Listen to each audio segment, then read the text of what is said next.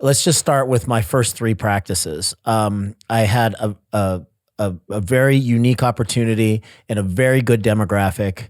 And I basically lucked into the demographic where there was a ton of needy patients in a blue collar area, and not a sufficient amount of providers at this particular time. This is in the early 2000s in Central Arizona. So built a practice that went splendidly well. So I thought, hey, this, like you said, this isn't as hard as I thought it was going to be. So I'm going to open another one over here, which was about 45 minutes away, and then another one here, which was an hour and a half away. They all did very, very well. Now, I will preface that by saying that I lucked into some really good office managers and also into some good associates. Okay.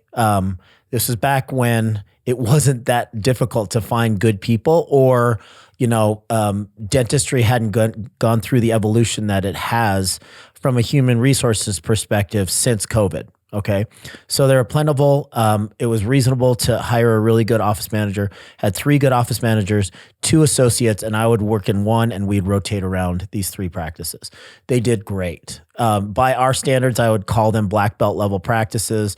20% profitability, at least overhead, 50% excluding doctor compensation, very culturally sound, although they weren't consistent amongst the practices. Each individual practice had a decent culture, relatively systemized, I would say, or at least I thought they were. And then, I was like, okay, now I'm going to make a real move. And then I went to 4 and then 5 and then 6 practices. This is all within a 7-year period of time. So I was basically picking up a practice every single year until I hit 6 practices in 7 years. The first year I was an associate.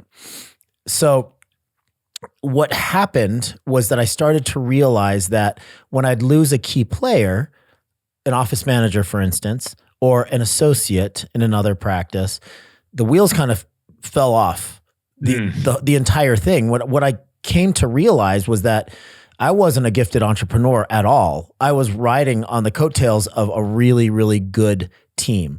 And when an office manager would leave, so would the systems in that particular practice, because they were all confined in this particular office manager's head, right? Yeah. And then it happened in another dental office. When I lose, a front office lead or a clinical lead, things would get super disrupted very, very quickly. Associates as well.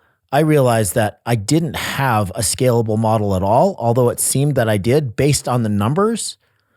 What I had was a very, very staff dependent organization. So I think that it's really important that if you were to pressure test this thing to see if you're ready to go from 3 to 10, you're going to have to look to see if you are staff dependent or if you're a systems dependent dental practice. And I think that's very, very important.